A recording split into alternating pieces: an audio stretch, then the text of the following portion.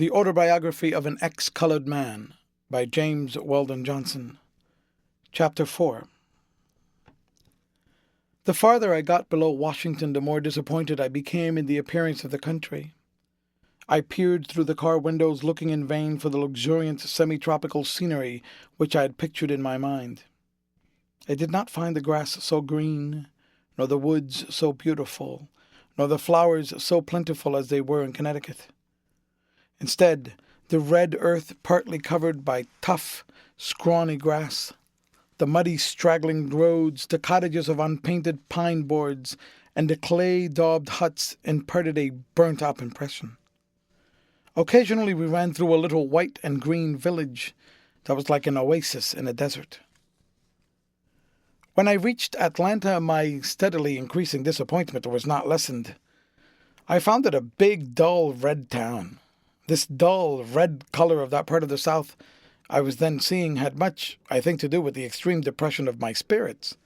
No public squares, no fountains, dingy streetcars, and, with the exception of 3 or 4 principal thoroughfares, unpaved streets. It was raining when I arrived, and some of these unpaved streets were absolutely impassable. Wheels sank to the hubs in red mire, and I actually stood for an hour and watched 4 or 5 men work to save a mule which had stepped into a deep sink from drowning, or rather suffocating in the mud. The Atlanta of today is a new city. On the train I had talked with one of the Pullman car porters, a bright young fellow who was himself a student, and told him that I was going to Atlanta to attend school. I had also asked him to tell me where I might stop for a day or 2 until the university opened. He said I might go with him to the place where he stopped during his layovers in Atlanta. I gladly accepted his offer and went with him along one of those muddy streets until we came to a rather rickety-looking frame house which we entered. The proprietor of the house was a big, fat, greasy-looking, brown-skinned man. When I asked him if he could give me accommodation, he wanted to know how long I would stay. I told him perhaps 2 days, no more than 3. In reply, he said, "Oh, that's all right, then."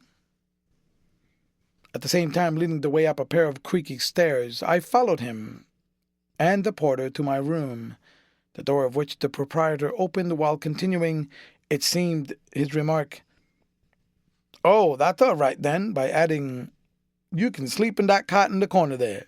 50 cents, please." The porter interrupted by saying, "You needn't collect from him now. He's got a trunk." This seemed to satisfy the man, and he went down, leaving me and my porter friend in the room. I glanced around the apartment and saw that it contained a double bed and 2 cots, 2 washstands, 3 chairs, and a time-worn bureau with a looking-glass that would have made Adonis appear hideous. I looked at the cot in which I was to sleep and suspected not without good reason that I should not be the first to use the sheets and pillowcase since they had last come from the wash. When I thought of the clean, tidy, comfortable surroundings in which I had been reared, a wave of homesickness swept over me that made me feel faint. Had it not been for the presence of my companion, and that I knew this much of his history, that he was not yet quite 20, just 3 years older than myself, and that he had been fighting his way in the world, earning his own living and providing for his own education since he was 14, I should not have been able to stop the tears that were welling up in my eyes. I asked him why it was that the proprietor of the house seemed unwilling to accommodate me for more than a couple of days. He informed me that the man ran a lodging house especially for Pullman porters, and as their stays in town were not longer than 1 or 2 nights, it would interfere with his arrangements to have anyone stay longer. He went on to say, "You see, this room is fixed up to accommodate 4 men at a time.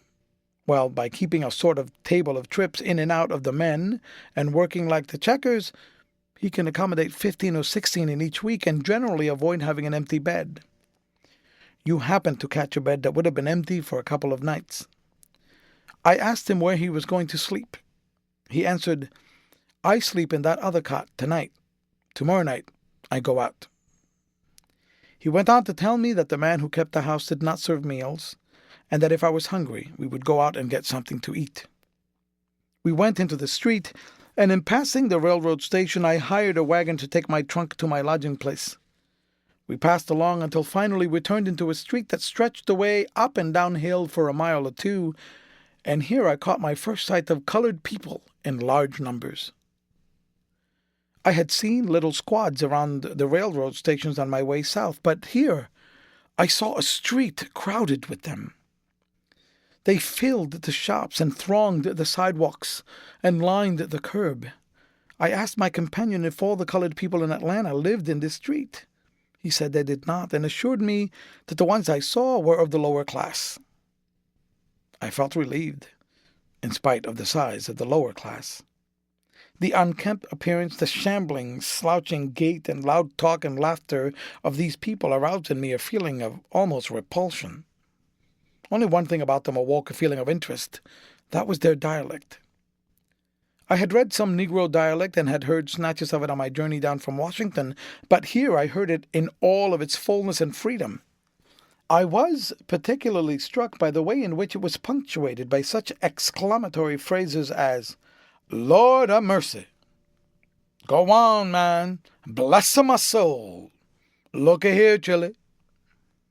These people talked and laughed without restraint. In fact, they talked straight from their lungs and laughed from the pits of their stomachs, and this hearty laughter was often justified by the droll humor of some remark. I paused long enough to hear one man say to another, "What's the matter with you and your friend Sam?" And the other came back like a flash, "My friend? He my friend? Man, I go to his funeral just the same as I'd go to a minstrel show." I have since learned that this ability to laugh heartily is in part the salvation of the American Negro. It does much to keep him from going the way of the Indian. The business places of the street along which we were passing consisted chiefly of low bars, cheap dry goods and notion stores, barber shops, and fish and bread restaurants. We at length turned down a pair of stairs that led to a basement, and I found myself in an eating house somewhat better than those I had seen in passing, but that did not mean much for its excellence. The place was smoky, the tables were covered with oilcloth, the floor covered with sawdust, and from the kitchen came a rancid odor of fish fried over several times, which almost nauseated me. I asked my companion if this were the place we were to eat. He informed me that it was the best place in town where a colored man could get a meal. I then wanted to know why somebody didn't open a place where respectable colored people who had money could be accommodated. He answered, "It wouldn't pay. All the respectable colored people eat at home, and the few who travel generally have friends in the towns to which they go who entertain them." He added, "Of course, you could go in any place in the city. They wouldn't know you from white." I sat down with the porter at one of the tables, but was not hungry enough to eat with any relish what was put before me. The food was not badly cooked, but the iron knives and forks needed to be scrubbed. The plates and dishes and glasses needed to be washed and well dried. I minced over what I took on my plate while my companion ate. When we finished, we paid the waiter 20 cents each and went out. We walked around until the lights of the city were lit. Then the porter said that he must get to bed and have some rest. He had not had 6 hours' sleep since he left Jersey City. I went back to our lodging house with him. When I awoke in the morning, there were, beside my newfound friend, 2 other men in the room, asleep in the double bed. I got up and dressed myself very quietly so as to not awake anyone.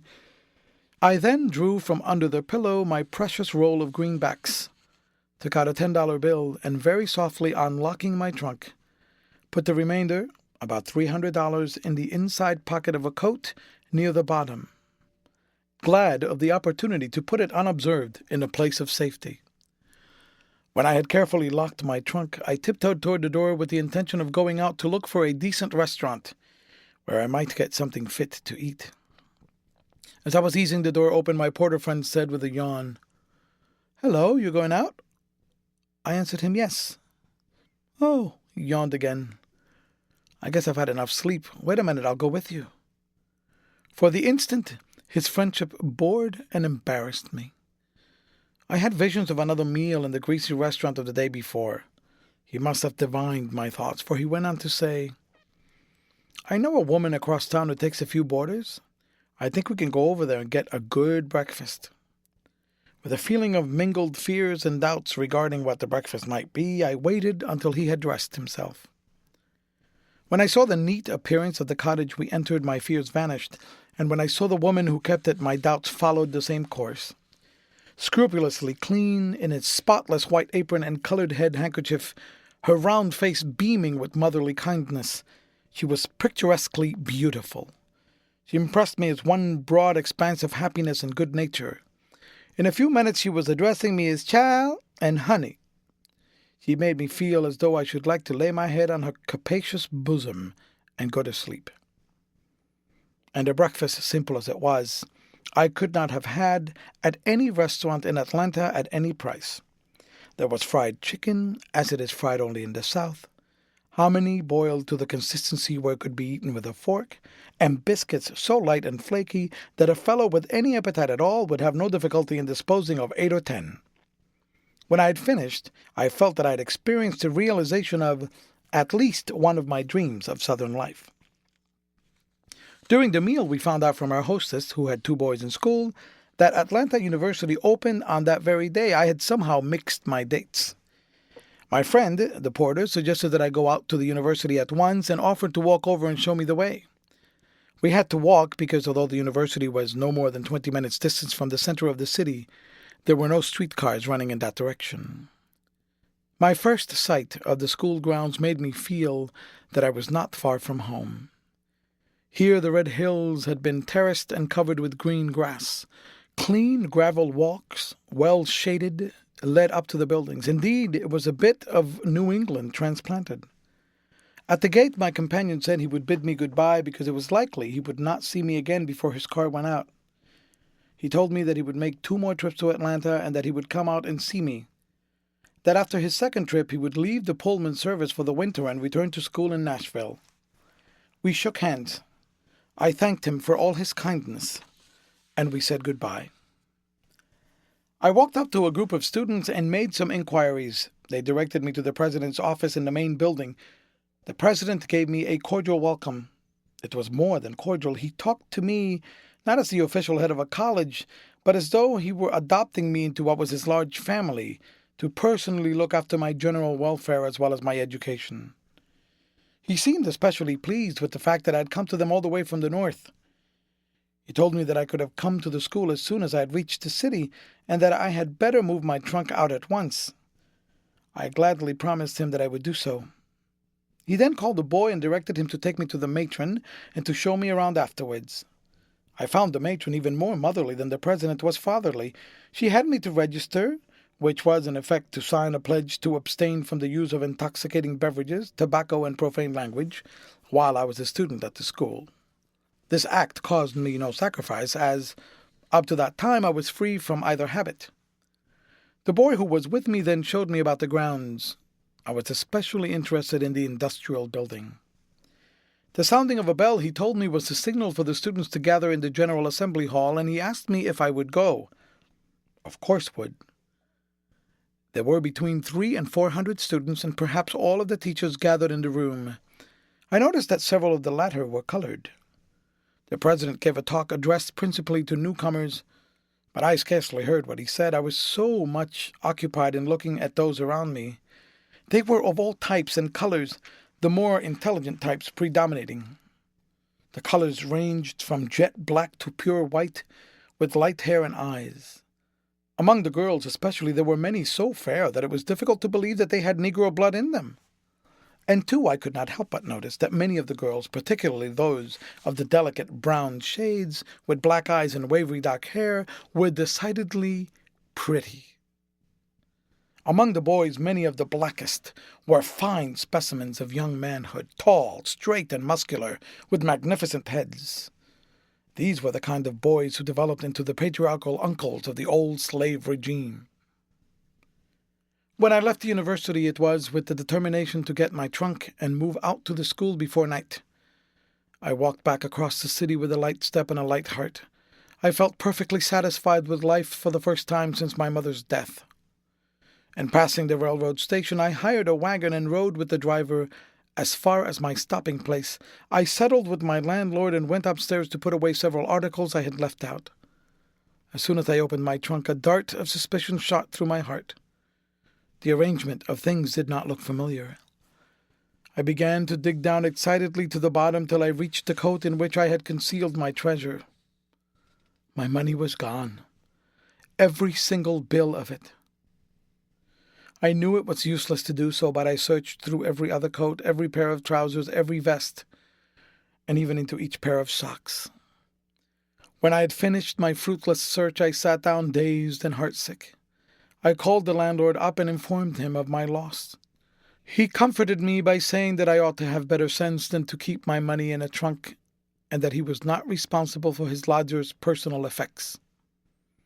His cooling words brought me enough to my senses to cause me to look and see if anything else was missing. Several small articles were gone, among them a black and grey necktie of odd design upon which my heart was set, almost as much as the loss of my money. I felt the loss of my tie.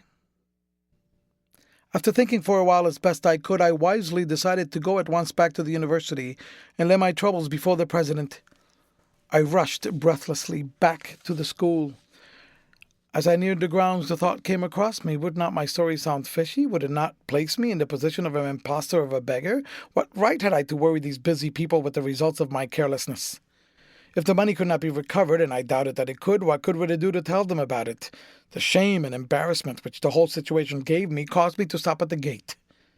I paused, undecided for a moment, then turned and slowly retraced my steps, and so changed the whole course of my life. If the reader has never been in a strange city without money or friends, it is useless to try to describe what my feelings were. He could not understand. If he has been, it is equally useless, for he understands more than words could convey. When I reached my lodgings, I found in the room one of the porters who had slept there the night before. When he heard what misfortune had befallen me, he offered many words of sympathy and advice. He asked me how much money I had left. I told him I had $10 or $12 in my pocket. He said, "That won't last you very long here, and you will hardly be able to find anything to do in Atlanta. I'll tell you what to do. Go down to Jacksonville, and you won't have any trouble to get a job in one of the big hotels there, or in St. Augustine." I thanked him, but intimated my doubts of being able to get to Jacksonville on the money I had. He reassured me by saying, "Oh, that's all right. You express your trunk on through, and I'll take you down in my closet." I thanked him again, not knowing then what it was to travel in a Pullman's porter's closet. He put me under a deeper debt of gratitude by lending me $15, which he said I could pay back after I had secured work. His generosity brought tears to my eyes, and I concluded that, after all, there were some kind hearts in the world. I now forgot my troubles in the hurry and excitement of getting my trunk off in time to catch the train, which went out at 7 o'clock. I even forgot that I hadn't eaten anything since that morning. We got a wagon, the porter went with me, and took my trunk to the express office. My new friend then told me to come to the station at about 7:15, and walk straight to the car where I should see him standing and not lose my nerve. I found my role not so difficult to play as I thought it would be, because the train did not leave from the central station, but from a smaller one, where there were no gates and guards to pass. I followed directions, and the porter took me on his car and locked me in his closet. In a few minutes the train pulled out for Jacksonville. I may live to be 100 years old, but I shall never forget the agonies I suffered that night. I spent 12 hours doubled up in the porter's basket for soiled linen, not being able to straighten up on account of the shelves for clean linen, just over my head. The air was hot and suffocating, and the smell of damp towels and used linen was sickening. At each lurch of the car over the none-too-smooth track, I was bumped and bruised against the narrow walls of my narrow compartment. I became acutely conscious of the fact that I had not eaten for hours. Then nausea took possession of me, and at one time I had grave doubts about reaching my destination alive. If I had to make the trip again, I should prefer to walk. End of chapter, read by Jorge Acosta for Lit2Go, on the web at fcit.usf.edu.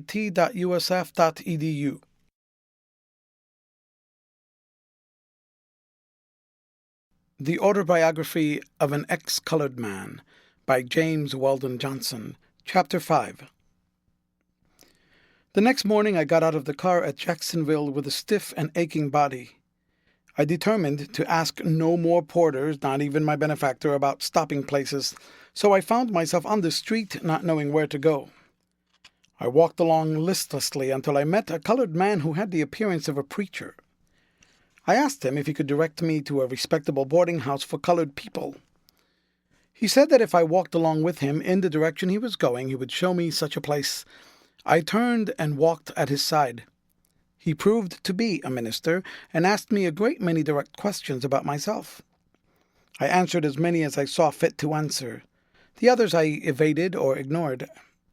At length we stopped in front of a frame house, and my guide informed me that it was the place. A woman was standing in the doorway, and he called to her, saying that he had brought her a new boarder. I thanked him for his trouble, and after he had urged upon me to attend his church while I was in the city, he went on his way. I went in and found the house neat and not uncomfortable. The parlor was furnished with cane-bottomed chairs, each of which was adorned with a white crocheted tidy. The mantel over the fireplace had a white crocheted cover. A marble-topped center table held a lamp, a photographed album, and several trinkets, each of which was set upon a white crocheted mat. There was a cottage organ in the corner of the room, and I noted that the lamp racks upon it were covered with white crocheted mats. There was a matting on the floor, but a white crocheted carpet would not have been out of keeping. I made arrangements with the landlady for my board and lodging. The amount was, I think, $3.50 a week. She was a rather fine-looking, stout, brown-skinned woman of about 40 years of age. Her husband was a light-colored Cuban, a man about one-half her size, and one whose age could not be guessed from his appearance. He was small in size, but a handsome black mustache and typical Spanish eyes redeemed him from insignificance. I was in time for breakfast, and at the table I had the opportunity to see my fellow boarders. There were 8 or 10 of them. 2, as I afterwards learned, were colored Americans. All of them were cigar makers and worked in one of the large factories. Cigar making is the one trade in which the color line is not drawn. The conversation was carried on entirely in Spanish, and my ignorance of the language subjected me more to alarm than embarrassment. I had never heard such uproarious conversation. Everybody talked at once, loud exclamation, rolling carambas, menacing gesticulations with knives, forks, and spoons. I looked every moment for the clash of blows. One man was emphasizing his remarks by flourishing a cup in his hand, seemingly forgetful of the fact that it was nearly full of hot coffee. He ended by emptying it over what was, relatively, the only quiet man at the table excepting himself, bringing from him a volley of language which made the others appear dumb by comparison. I soon learned that in all of this clatter of voices and table utensils they were discussing purely ordinary affairs and arguing about mere trifles, and that not the least ill feeling was aroused. It was not long before I enjoyed the spirited chatter and badinage at the table as much as I did my meals, and the meals were not bad. I spent the afternoon in looking around the town. The streets were sandy, but were well shaded by fine oak trees, and far preferable to the clay roads of Atlanta. 1 or 2 public squares with green grass and trees gave the city a touch of freshness. That night after supper I spoke to my landlady and her husband about my intentions. They told me that the big winter hotels would not open within 2 months. It can easily be imagined what effect this news had on me. I spoke to them frankly about my financial condition and related the main fact of my misfortune in Atlanta. I modestly mentioned my ability to teach music and asked if there was any likelihood of my being able to get some scholars. My landlady suggested that I speak to the preacher who had shown me her house. She felt sure that through his influence I should be able to get up a class in piano. She added, however, that the colored people were poor and that the general price for music lessons was only 25 cents. I noticed that the thought of my teaching white pupils did not even remotely enter her mind. None of this information made my prospects look much brighter. The husband, who up to this time had allowed the woman to do most of the talking, gave me the first bit of tangible hope. He said that he could get me a job as a stripper in the factory where he worked, and that if I succeeded in getting some music pupils, I could teach a couple of them every night, and so make a living until something better turned up. He went on to say that it would not be a bad thing for me to stay at the factory and learn my trade as a cigar maker, and impressed on me that for a young man knocking about the country, a trade was a handy thing to have. I determined to accept his offer and thanked him heartily. In fact, I became enthusiastic not only because I saw a way out of my financial troubles, but also because I was eager and curious over the new experience I was about to enter. I wanted to know all about the cigar-making business. This narrowed the conversation down to the husband and myself, so the wife went in and left us talking. He was what is called a regalia workman, and earned from $35 to $40 a week. He generally worked a $60 job. That is, he made cigars for which he was paid at the rate of $60 per thousand. It was impossible for him to make 1,000 in a week because he had to work very carefully and slowly. Each cigar was made entirely by hand. Each piece of filler and each wrapper had to be selected with care. He was able to make a bundle of 100 cigars in a day, not one of which could be told from the others by any difference in size or shape, or even by any appreciable difference in weight. This was the acme of artistic skill in cigar making. Workmen of this class were rare. Never more than 3 or 4 of them in one factory, and it was never necessary for them to remain out of work. There were men who made 200, 300, or 400 cigars of the cheaper grades in a day.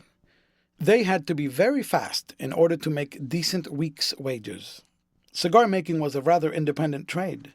The men went to work when they pleased and knocked off when they felt like doing so. As a class, the workmen were careless and improvident. Some very rapid makers would not work more than 3 or 4 days out of the week, and there were others who never showed up at the factory on Mondays. Strippers were the boys who pulled the long stems from the tobacco leaves. After they had served at that work for a certain time, they were given tables as apprentices. All of this was interesting to me, and we drifted along in conversation until my companion struck the subject nearest his heart, the independence of Cuba. He was an exile from the island and a prominent member of the Jacksonville junta. Every week, sums of money were collected from juntas all over the country. This money went to buy arms and ammunition for the insurgents. As the man sat there nervously smoking his long green cigar and telling me of the Gomezes, both the white one and the black one, of Maco and Bandera, he grew positively eloquent. He also showed that he was a man of considerable education and reading. He spoke English excellently and frequently surprised me by using words one would hardly expect from a foreigner. The first one of this class of words he employed almost shocked me, and I never forgot it. 'Twas ramify. We sat on the piazza until after 10 o'clock. When he arose to go into bed, it was with the understanding that I should start in the factory on the next day. I began work the next morning, seated at a barrel with another boy who showed me how to strip the stems from the leaves, to smooth out each half leaf, and to put the rights together in one pile and the lefts together in another pile on the edge of the barrel. My fingers, strong and sensitive from their long training, were well adapted to this kind of work, and within 2 weeks I was accounted the fastest stripper in the factory. At first, the heavy odor of the tobacco almost sickened me, but when I became accustomed to it, I liked the smell. I was now earning $4 a week, and was soon able to pick up a couple more by teaching a few scholars at night, whom I had secured through the good offices of the preacher I had met on my first morning in Jacksonville. At the end of about 3 months, through my skill as a stripper and the influence of my landlord, I was advanced to a table and began to learn my trade. In fact, more than my trade. For I learned not only to make cigars, but also to smoke, to swear, and to speak Spanish. I discovered that I had a talent for languages as well as for music. The rapidity and ease with which I acquired Spanish astonished my associates. In a short time, I was able not only to understand most of what was said at the table during meals, but to join in the conversation. I bought a method for learning the Spanish language, and with the aid of my landlord as a teacher, by constant practice with my fellow workmen, and by regularly reading the Cuban newspapers, and finally some books of standard Spanish literature which were at the house, I was able in less than a year to speak like a native. In fact, it was my pride that I spoke better Spanish than many of the Cuban workmen at the factory. After I had been in the factory a little over a year, I was repaid for all the effort I had put forth to learn Spanish by being selected as reader. The reader is quite an institution in all cigar factories, which employ Spanish-speaking workmen. He sits in the center of the large room in which the cigar makers work and reads to them for a certain number of hours each day all the important news from the papers and whatever else he may consider would be interesting. He often selects an exciting novel and reads it in daily installments. He must, of course, have a good voice, but he must also have a reputation among the men for intelligence, for being well posted and having in his head a stock of varied information. He is generally the final authority on all arguments which arise, and in a cigar factory these arguments are many and frequent, ranging from discussions on the respective and relative merits of rival baseball clubs to the duration of the sun's light and energy. Cigar making is a trade in which talk does not interfere with work. My position as reader not only released me from the rather monotonous work of rolling cigars, it gave me something more in accord with my tastes. It also added considerably to my income. I was now earning about $25 a week and was able to give up my peripatetic method of giving music lessons. I hired a piano and taught only those who could arrange to take their lessons where I lived. I finally gave up teaching entirely, as what I made scarcely paid for my time and trouble. I kept the piano, however, in order to keep up my own studies, and occasionally I played at some church concert or other charitable entertainment. Through my music teaching and my not absolutely irregular attendance at church, I became acquainted with the best class of colored people in Jacksonville. This was really my entrance into the race. It was my initiation into what I have termed the Freemasonry of the race. I had formulated a theory of what it was to be colored. Now I was getting to practice. The novelty of my position caused me to observe and consider things which I think entirely escaped the young men I associated with, or at least were so commonplace to them as to not attract their attention. And of many of the impressions which came to me then, I have realized the import only within the past few years, since I have had a broader knowledge of men and history, and a fuller comprehension of the tremendous struggle which is going on between the races in the South. It is a struggle, for though the black man fights passively, he nevertheless fights, and his passive resistance is more effective at present than active resistance could possibly be. He bears the fury of the storm, as does the willow tree. It is a struggle, for though the white man of the South may be too proud to admit it, he is nevertheless using in the contest his best energies. He is devoting to it the greater part of his thought and much of his endeavor. The South today stands panting and almost breathless from its exertions. And how the scene of the struggle has shifted. The battle was first waged over the right of the Negro to be classed as a human being with a soul. Later, as to whether he had sufficient intellect to master even the rudiments of learning. And today it is being fought out over his social recognition. I said somewhere in the early part of this narrative that because the colored man looked at everything through the prism of his relationship to society as a colored man, and because most of his mental efforts ran through the narrow channel bounded by his rights and his wrongs, it was to be wondered at that he has progressed so broadly as he has. The same thing may be said of the white man of the South, Most of his mental efforts run through one narrow channel: his life as a man and a citizen. Many of his financial activities and all of his political activities are impassably limited by the ever-present Negro question. I am sure it would be safe to wager that no group of Southern white men could get together and talk for 60 minutes without bringing up the race question. If a Northern white man happened to be in the group, the time could be safely cut to 30 minutes. In this respect, I consider the condition of the whites more to be deplored than that of the blacks.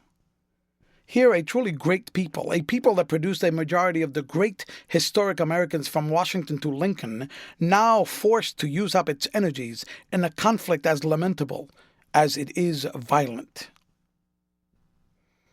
I shall give the observations I made in Jacksonville as seen through the light of after years, and they apply generally to every Southern community. The colored people may be said to be roughly divided into three classes, not so much in respect to themselves as in respect to their relations with the whites. There are those constituting what might be called the desperate class, the men who worked in the lumber and turpentine camps, the ex-convicts, the barroom loafers are all in this class. These men conform to the requirements of civilization much as a trained lion with low muttered growls goes through his stunts under the crack of the trainer's whip. They cherish a sullen hatred for all white men, and they value life as cheap. I have heard more than one of them say, "I'd go to hell for the first white man that bothers me." Many who have expressed that sentiment have kept their word, and it is that fact which gives such prominence to this class. For in numbers it is but a small proportion of the colored people, but it often dominates public opinion concerning the whole race. Happily, this class represents the black people of the South far below their normal physical and moral condition, but in its increase lies the possibility of grave dangers. I am sure there is no more urgent work before the white South, not only for its present happiness, but its future safety, than the decreasing of this class of blacks. And it is not at all a hopeless class, for these men are but the creatures of conditions, as much so as the slum and criminal elements of all the great cities of the world are creatures of conditions. Decreasing their number by shooting and burning them off will not be successful, for these men are truly desperate, and thoughts of death, however terrible, have little effect in deterring them from acts that result of hatred or degeneracy. This class of blacks hate everything covered by a white skin, and in return they are loathed by whites. The whites regard them just about as a man would a vicious mule, a thing to be worked, driven, and beaten, and killed for kicking. The second class, as regards the relation between blacks and whites, comprises the servants, the washerwomen, the waiters, the cooks, the coachmen, and all who are connected with the whites by domestic service. These may be generally characterized as simple, kind-hearted, and faithful, not over-fine in their moral deductions, but intensely religious and relatively, such matters can be judged only relatively, about as honest and wholesome in their lives as any other grade of society. Any white person is good who treats them kindly, and they love them for that kindness. In return, the white people with whom they have to do regard them with indulgent affection.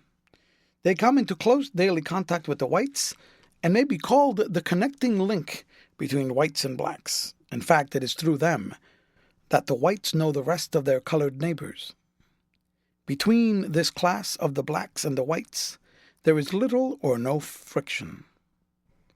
The third class is composed of the independent workmen and tradesmen, and of the well-to-do and educated colored people, and strange to say, for directly opposite reason, they are as far removed from the whites as members of the first class I mentioned.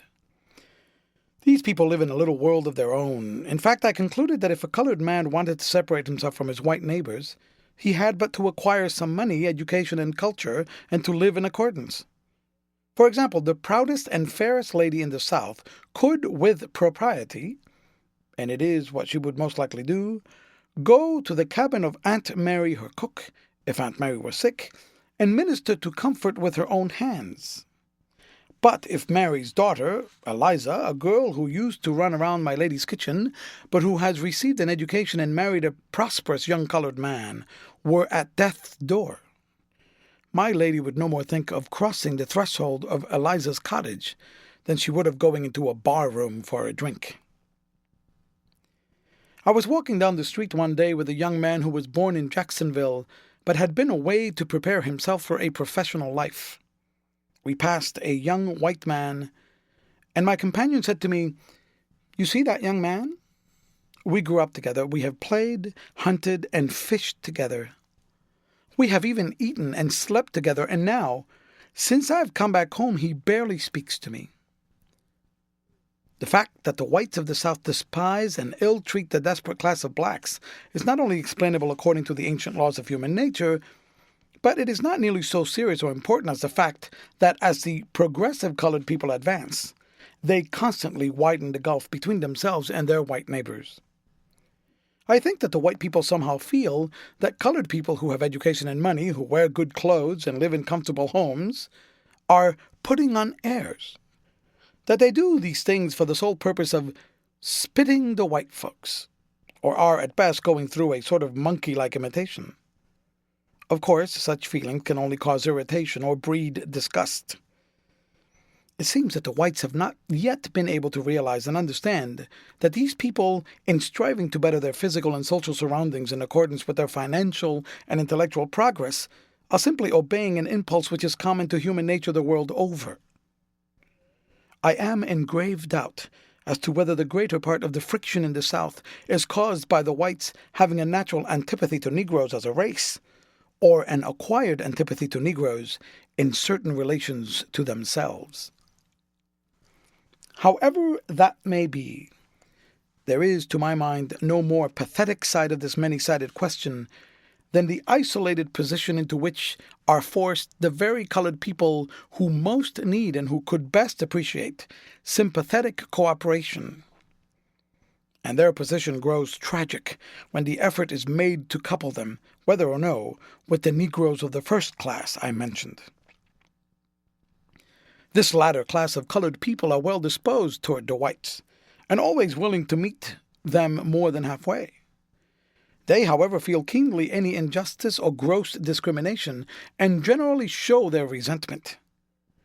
The effort is sometimes made to convey the impression that the better class of colored people fight against riding in Jim Crow cars because they want to ride with white people, or object to being with humbler members of their own race. The truth is, they object to the humiliation of being forced to ride in a particular car, aside from the fact that that car is distinctly inferior and that they are required to pay full first-class fare. To say that the whites are forced to ride in the superior car is less than a joke. And two, odd as it may sound, refined colored people get no more pleasure out of riding with offensive Negroes than anybody else would get. I can realize more fully than I could years ago that the position of the advanced element of the colored race is often very trying. They're the ones among the blacks who carry the entire weight of the race question. It worries the others very little, and I believe the only thing which at times sustains them is that they know that they are in the right. On the other hand, this class of colored people get a good deal of pleasure out of life. Their existence is far from being one long groan about their condition. Out of a chaos of ignorance and poverty, they have evolved a social life which they need not be ashamed of. In cities where the professional and well-to-do class is large, they have formed society. Society as discriminating as the actual conditions will allow it to be, I should say, perhaps. Society possessing discriminating tendencies which become rules as fast and actual conditions allow. This statement will, I know, sound preposterous, even ridiculous to some persons, but as this class of colored people is least known of the race, it is not surprising. These social circles are connected throughout the country, and a person in good standing in one city is readily accepted in another. One who is on the outside will often find it a difficult matter to get in. I know of one case personally in which money to the extent of $30,000 or $40,000 and a fine house, not backed up by a good reputation after several years of repeated effort, failed to gain entry for the possessor. These people have their dances and dinners and card parties, their musicals and their literary societies.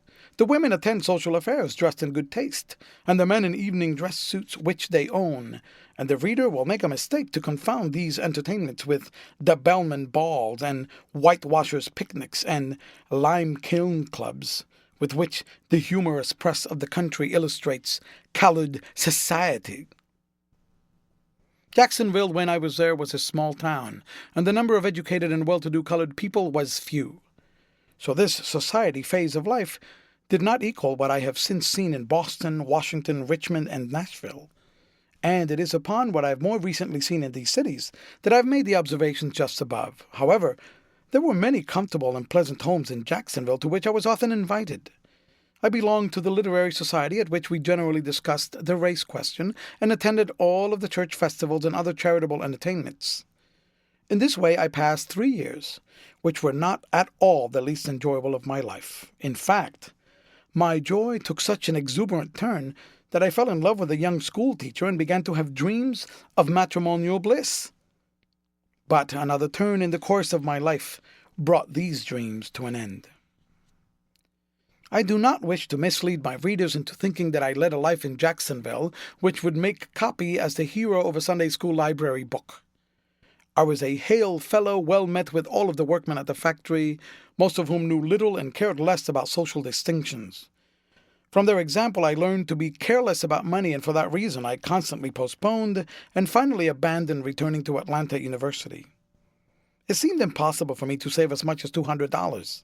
Several of the men at the factory were my intimate friends, and I frequently joined them in their pleasures.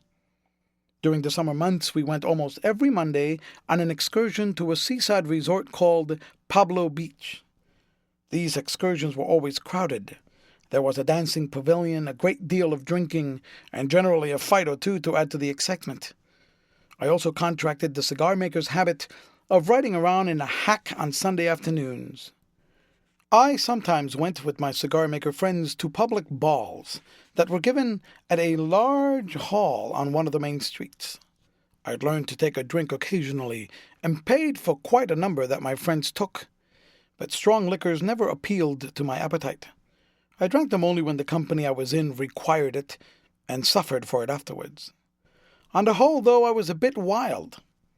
I can't remember that I ever did anything disgraceful or, as the usual standard for young men goes, anything to forfeit my claim to respectability. At one of the first public balls I attended, I saw the Pullman car porter who had so kindly assisted me in getting to Jacksonville. I went immediately to one of my factory friends and borrowed $15 with which to repay the loan my benefactor had made me. After I had given him the money and was thanking him, I noticed that he wore what was, at least, an exact duplicate of my lamented black and gray tie. It was somewhat worn, but distinct enough for me to trace the same odd design which had first attracted my eye. This was enough to arouse my strongest suspicions, but whether it was sufficient for the law to take cognizance of, I did not consider. My astonishment and the ironical humor of the situation drove everything else out of my mind. These balls were attended by a great variety of people. They were generally given by the waiters of some of the big hotels and were often patronized by a number of hotel guests who came to see the sights. The crowd was always noisy but good-natured. There was much quadrille dancing, and a strong-lunged man called figures in a voice which did not confine itself to the limits of the hall. It is not worth the while for me to describe in detail how these people acted. They conducted themselves in about the same manner as I have seen other people at similar balls conduct themselves. When one has seen something of the world and human nature, he must conclude, after all, that between people in like stations of life there is very little difference the world over. However, it was at one of these balls that I first saw the cakewalk. There was a contest for a gold watch to be awarded to the hotel head waiter receiving the greatest number of votes. There was some dancing while the votes were being counted. Then the floor was cleared for the cakewalk. A half a dozen guests from some of the hotels took seats on the stage to act as judges, and 12 or 14 couples began to walk for a, sure enough, highly decorated cake, which was in plain evidence. The spectators crowded around the space reserved for the contestants and watched them with interest and excitement. The couples did not walk around in a circle, but in a square, with the men on the inside. The fine points to be considered were the bearing of the men, the precision with which they turned the corners, the grace of the women, and the ease with which they swung around the pivots. The men walked with stately and soldierly step, and the women with considerable grace. The judges arrived at their decision by a process of elimination. The music and the walk continued for some minutes, then both were stopped while the judges conferred. When the walk began again, several couples were left out. In this way, the contest was finally narrowed down to 3 or 4 couples. Then the excitement became intense. There was much partisan cheering as one couple or another would execute a turn in extra elegant style. When the cake was finally awarded, the spectators were about evenly divided between those who cheered the winners and those who muttered about the unfairness of the judges. This was the cakewalk in its original form, and it is what the colored performers on the theatrical stage developed into the prancing movements now known all over the world, and which some Parisian critics pronounced the acme of poetic motion. There are a great many colored people who are ashamed of the cakewalk, but I think they ought to be proud of it. It is my opinion that the colored people of this country have done 4 things which refute the oft-advanced theory that they are an absolutely inferior race, which demonstrate that they have originality and artistic conception, and, what is more, the power of creating that which can influence and appeal universally.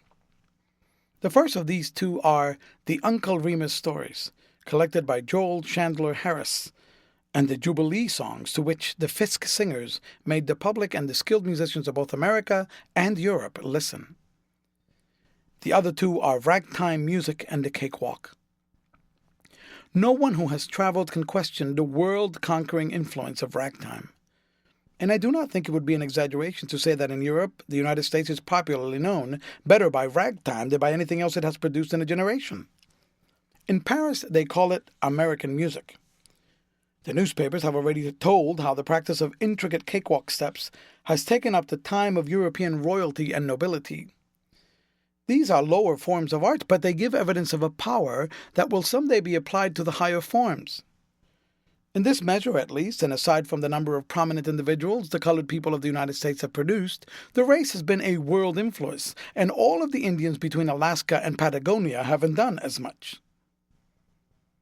Just when I was beginning to look upon Jacksonville as my permanent home, and was beginning to plan about marrying the young schoolteacher, raising a family, and working in a cigar factory the rest of my life, for some reason which I do not now remember, the factory at which I worked was indefinitely shut down.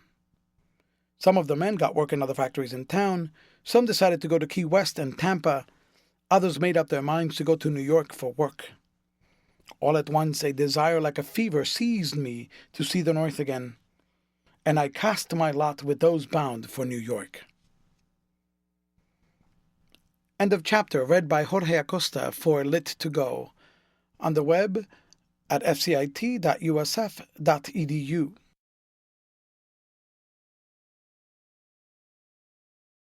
The Autobiography of an Ex-Colored Man by James Weldon Johnson. Chapter 6. We steamed up into the New York harbor late one afternoon in spring.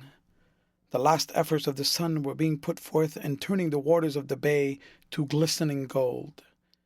The green islands on either side, in spite of their warlike mountings, looked calm and peaceful. The buildings of the town shone out in a reflected light which gave the city an air of enchantment. And truly, it is an enchanted spot. New York City is the most fatally fascinating thing in America.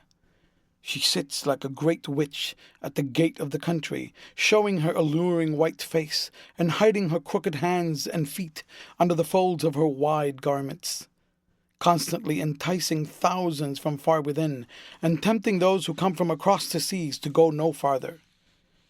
and all these become the victims of her caprice. Some she at once crushes beneath her cruel feet, others she condemns to a fate like that of galley slaves. A few she favors and fondles, riding them high on the bubbles of fortune. Then with a sudden breath she blows the bubbles out and laughs mockingly as she watches them fall. Twice I had passed through it, but this was really my first visit to New York, and as I walked about that evening I began to feel the dread power of the city. The crowds, the lights, the excitement, the gaiety and all its subtler stimulating influences began to take effect on me. My blood ran quicker, and I felt that I was just beginning to live. To some natures, the stimulant of life in a great city becomes a thing as binding and necessary as opium is to one addicted to the habit. It becomes their breath of life. They cannot exist outside of it. Rather than be deprived of it, they are content to suffer hunger, want, pain, and misery. They would not exchange even a ragged and wretched condition among the great crowd for any degree of comfort away from it. As soon as we landed, 4 of us went directly to a lodging house in 27th Street, just west of 6th Avenue. The house was run by a short, stout mulatto man who was exceedingly talkative and inquisitive. In 15 minutes he not only knew the history of the past life of each of us, but had a clearer idea of what we intended to do in the future than we ourselves.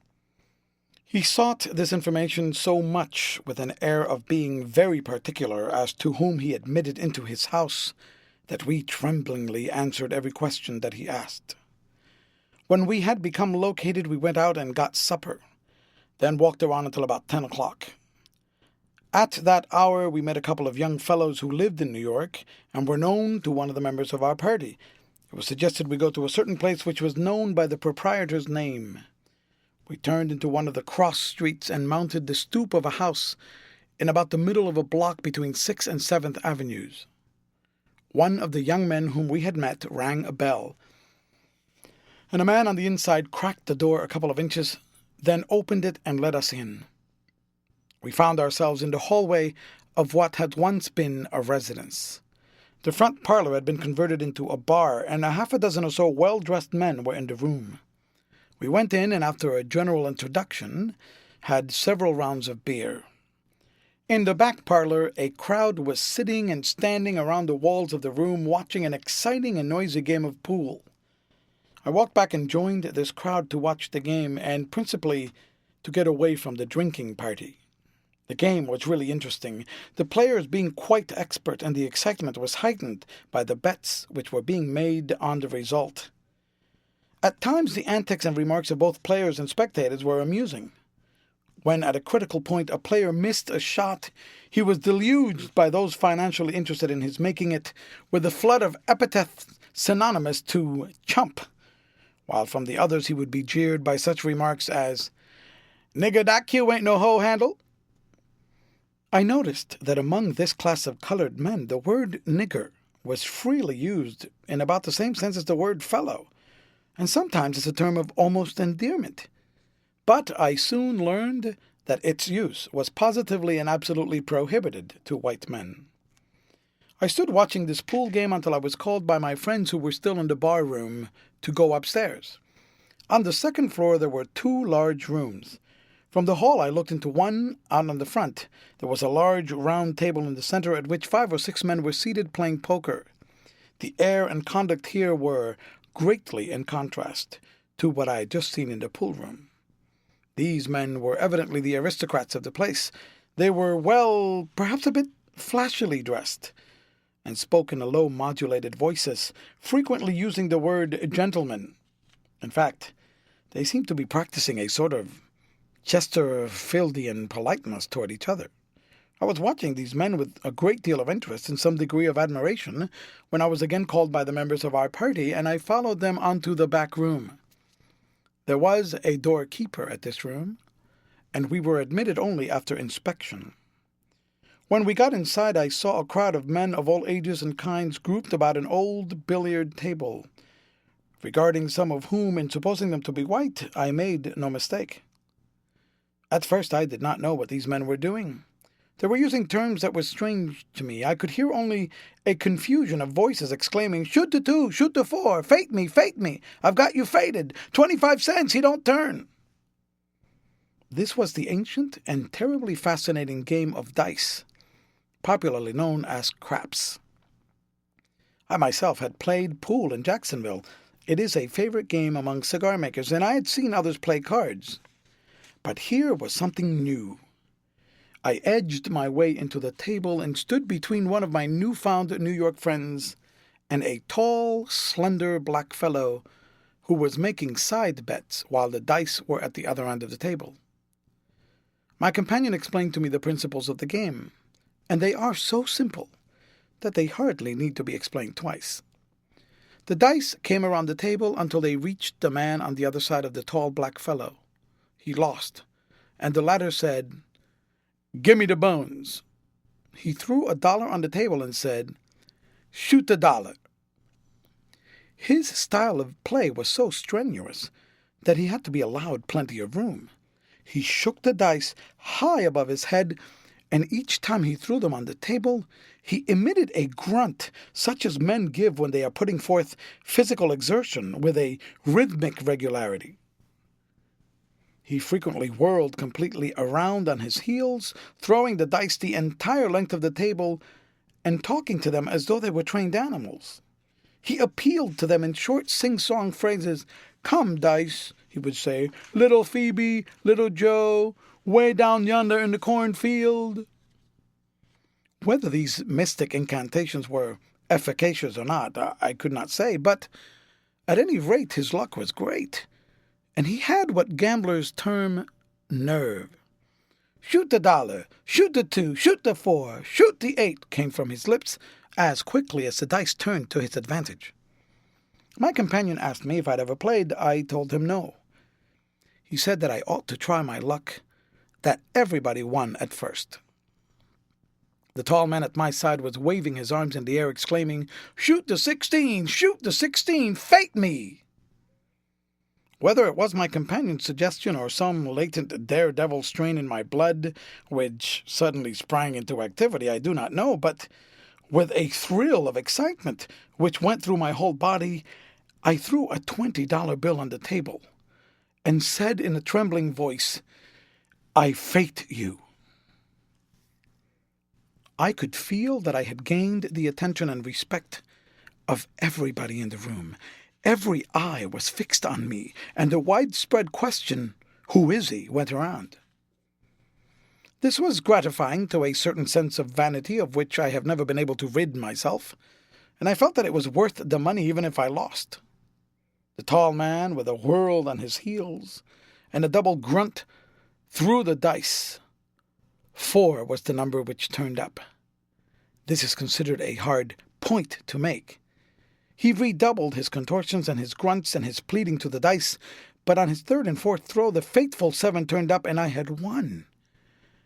My companion and all my friends shouted to me to follow up my luck. The fever was on me. I seized the dice. My hands were so hot that the bits of bone felt like pieces of ice. I shouted as loudly as I could, "Shoot it all!"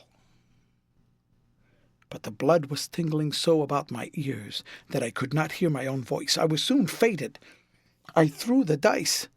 7. I had won. "Shoot it all!" I cried again. There was a pause. The stake was more than one man cared to or could cover. I was finally fated by several men taking a part of it. Then I threw the dice again. 7. I had won. "Shoot it all!" I shouted excitedly. After a short delay, I was fated. Again I rolled the dice. 11. Again I had won. My friends now surrounded me and, much against my inclination, forced me to take down all the money except $5. I threw my luck once more and threw some small point which I failed to make, and the dice passed on to the next man. In less than 3 minutes I had won more than $200, a sum which afterwards cost me dearly. I was the hero of the moment and was soon surrounded by a group of men who expressed admiration for my nerve and predicted for me a brilliant future as a gambler. Although at the time I had no thought of becoming a gambler, I felt proud of my success. I felt a bit ashamed, too, that I had allowed my friends to persuade me to take down my money so soon. Another set of men also got around me and begged me for 25 or 50 cents to put them back into the game. I gave each of them something. I saw that several of them had on linen dusters, and as I looked about I noticed that there were perhaps a dozen men in the room similarly clad. I asked the fellow who had been my prompter at the dice table why they dressed in such a manner. He told me that men who had lost all the money and jewelry they possessed, frequently in an effort to recoup their losses, would gamble away their outer clothing, and even their shoes, and that the proprietor kept on hand a supply of linen dusters for all who were so unfortunate. My informant went on to say that sometimes a fellow would become almost completely dressed, and then, by a turn of the dice, would be thrown back into a state of semi-nakedness. Some of them were virtually prisoners and unable to get into the streets for days at a time. They ate at the lunch counter where their credit was good, so long as they were fair gamblers and did not attempt to jump their debts. And they slept around in chairs. They importuned friends and winners to put them back in the game and kept at it until fortune again smiled on them. I laughed heartily at this, not thinking the day was coming, which would find me in the same ludicrous predicament. On passing downstairs, I was told that the third and top floor of the house was occupied by the proprietor. When we passed through the bar, I treated everybody in the room, and that was no small number, for 8 or 10 had followed us down. Then our party went out, and it was now about 12:30, but my nerves were at such a tension that I could not endure the mere thought of going to bed. I asked if there were no other place to which we could go. Our guide said yes, and suggested that we go to the club. We went to 6th Avenue, walked 2 blocks, and turned to the west into another street. We stopped in front of a house with 3 stories and a basement. In the basement was the Chinese chop suey restaurant. There was a red lantern at the iron gate to the areaway, inside of which the Chinaman's name was printed. We went up the steps of the stoop, rang the bell, and were admitted without any delay. From the outside, the house bore a rather gloomy aspect, the windows being absolutely dark, but within it was a veritable house of mirth. When we had passed through a small vestibule and reached the hallway, we heard mingled sounds of music and laughter, the clink of glasses and the pop of bottles. We went into the main room, and I was little prepared for what I saw.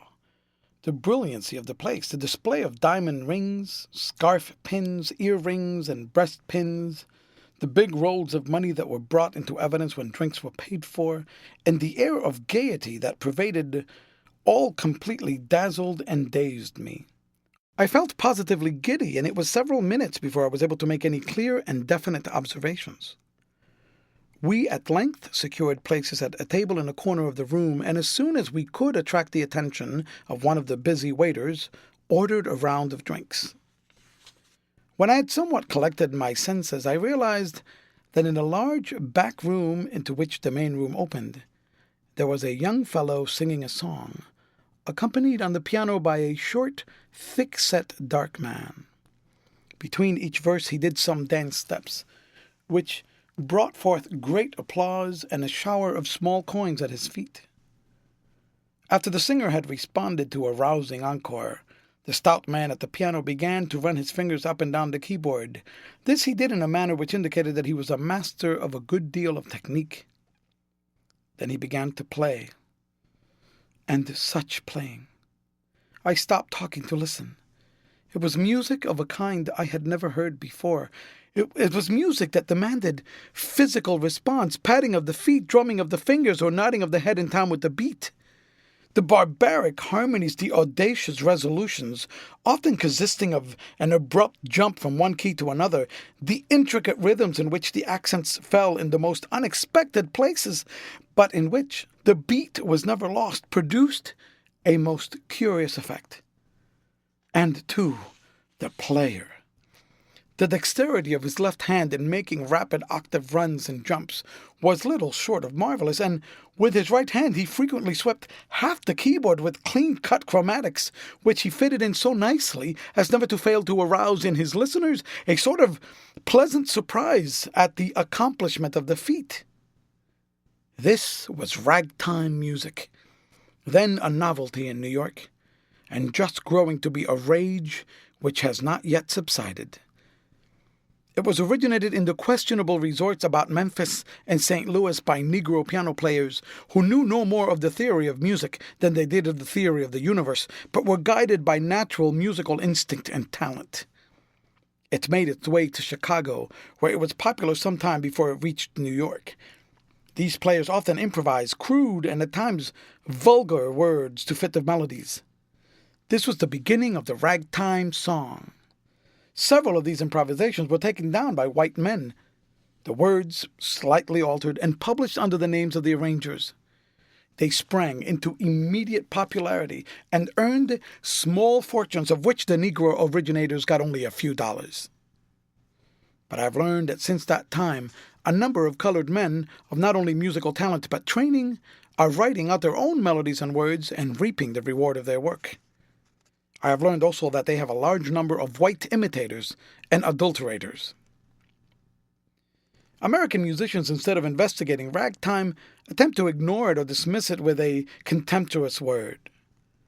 But that has always been the course of scholasticism in every branch of art. Whatever new thing the people like is pooh-poohed. Whatever is popular is spoken of as not worth the while. The fact is, nothing great or enduring, especially in music, has ever sprung full-fledged and unprecedented from the brain of any master. The best that he gives to the world he gathers from the hearts of the people and runs it through the alembic of his genius. In spite of the bans which musicians and music teachers have placed upon it, the people still demand and enjoy ragtime. One thing cannot be denied. It is music which possesses at least one strong element of greatness. It appeals universally. Not only the American, but the English, the French, and even the German people find delight in it. In fact, there's not a corner of the civilized world in which it is not known. And this proves its originality, for if it were an imitation, the people of Europe, anyhow, would not have found it a novelty. Anyone who doubts that there is a peculiar, heel-tickling, smile-provoking, joy-awakening charm in ragtime needs only to hear a skillful performer play the genuine article to be convinced. I believe that it has its place as well as the music which draws from us sighs and tears. I became so interested in both the music and the player that I left the table where I was sitting and made my way through the hall into the back room, where I could see as well as hear. I talked to the piano player between the musical numbers and found out that he was just a natural musician, never having taken a lesson in his life. Not only could he play almost anything he heard, but could accompany singers in songs he had never heard. He had by ear alone composed some pieces, several of which he played over for me. Each of them was properly proportioned and balanced. I began to wonder what this man with such a lavish natural endowment would have done if he had been trained. Perhaps he wouldn't have done anything at all. He might have become at best a mediocre imitator of the great masters in what they have already done to a finish, or one of the modern innovators who strive after originality by seeing how cleverly they can dodge about through the rules of harmony, and at the same time avoid melody. It is certain that he would not have been so delightful as he was in ragtime. I sat by, watching and listening to this man, until I was dragged away by my friends. The place was now almost deserted. Only a few stragglers hung on, and they were all the worse for drink. My friends were well up in this class. We passed into the street. The lamps were pale against the sky. Day was just breaking. We went home and got into bed. I fell into a fitful sort of sleep, with ragtime music ringing continually in my ears. End of chapter, read by Jorge Acosta for Lit2Go, on the web at fcit.usf.edu.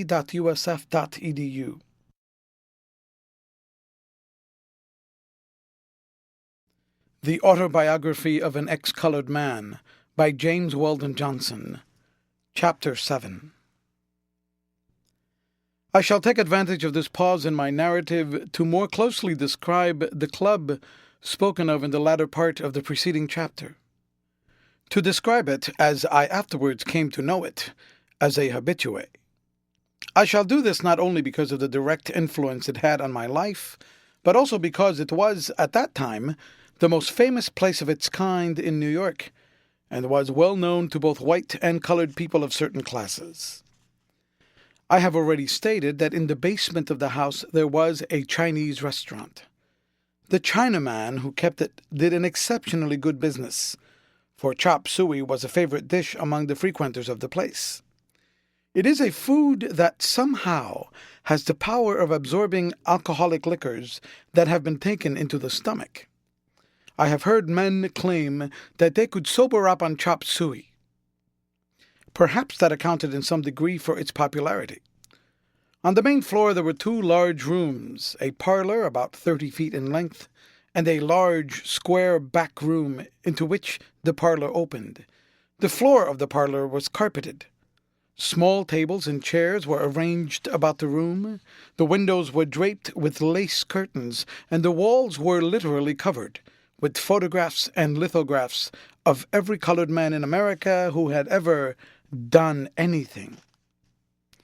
There were pictures of Frederick Douglass and of Peter Jackson, of all the lesser lights of the prize fighting ring, of all the famous jockeys and the stage celebrities, down to the newest song and dance team.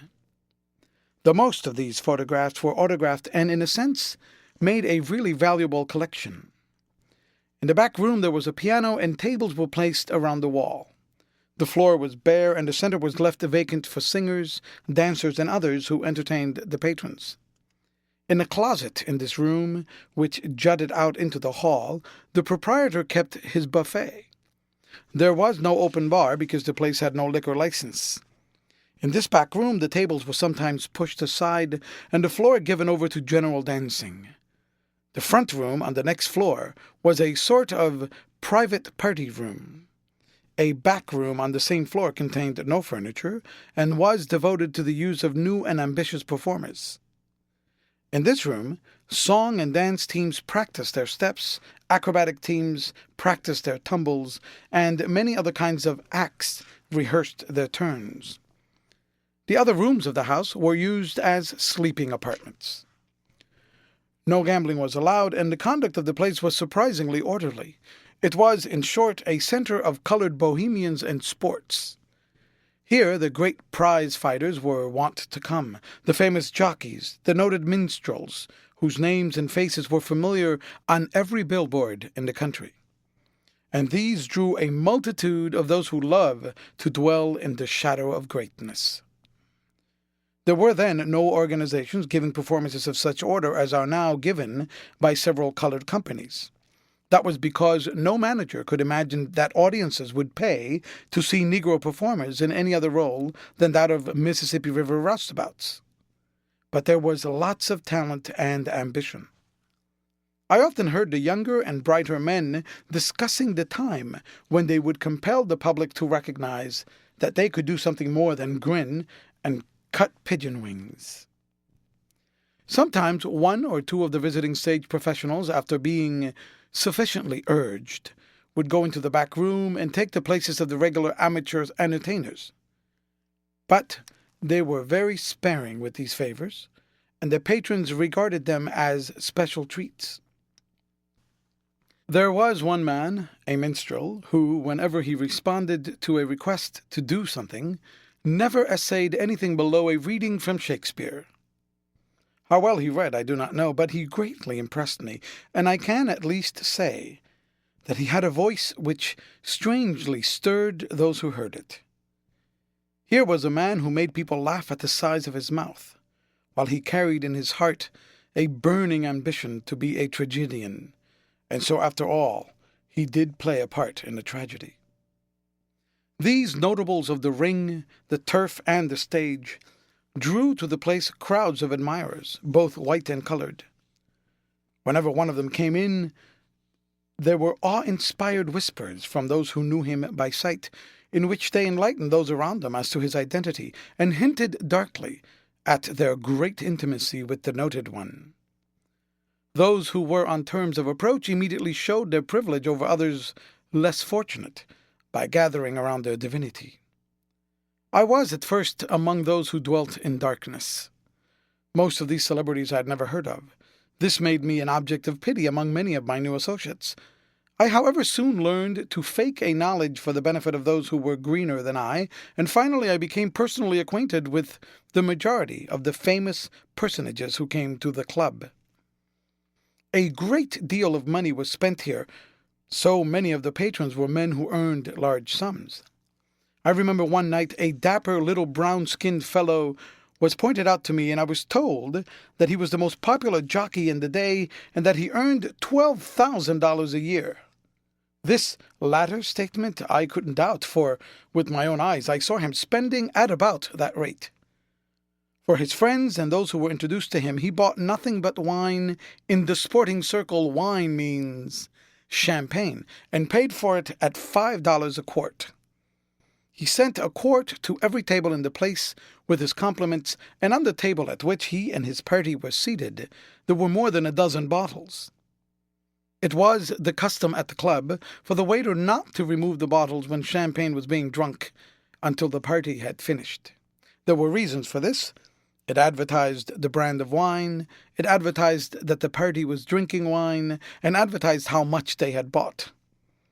This jockey had won a great race that day, and he was rewarding his admirers for the homage they paid him, all of which he accepted with a fine air of condescension. Besides the people I have just been describing, there was at the place almost every night 1 or 2 parties of white people, men and women who were out sightseeing or slumming. They generally came in cabs. Some of them would stay only for a few minutes, while others sometimes stayed until morning. There was also another set of white people who came frequently. It was made up of variety performers and others who delineated darky characters. They came to get their imitations first-hand from the Negro entertainers they saw there. There was still another set of white patrons composed of women. These were not occasional visitors, but 5 or 6 of them were regular habitués. When I first saw them, I was not sure that they were white. In the first place, among the many colored women who came to the club, there were several just as fair, and secondly, I always saw these women in company with colored men. They were all good-looking and well-dressed, and seemed to be women of some education. One of these in particular attracted my attention. She was an exceedingly beautiful woman of perhaps 35. She had glistening copper-colored hair, very white skin, and eyes very much like Du Maurier's conception of Chilby's twin gray stars. When I came to know her, I found that she was a woman of considerable culture. She had traveled in Europe, spoke French, and played the piano well. She was always dressed elegantly, but in absolute good taste. She always came to the club in a cab, and was soon joined by a well-set-up, very black young fellow. He was always faultlessly dressed. One of the most exclusive tailors in New York made his clothes, and he wore a number of diamonds in about as good taste as they could be worn by a man. I learned that she paid for his clothes and his diamonds. I learned, too, that he was not the only one of his kind. More that I learned would be better suited to a book on social phenomena than to a narrative of my life. This woman was known at the club as the Rich Widow. She went by a very aristocratic-sounding name which corresponded to her appearance. I shall never forget how hard it was for me to get over my feelings of surprise, perhaps more than surprise, at seeing her with her black companion. Somehow I never exactly enjoyed the sight. I have devoted so much time to this pair, the widow and her companion, because it was through them that another decided turn was brought about in my life. End of chapter, read by Jorge Acosta for Lit2Go on the web at fcit.usf.edu.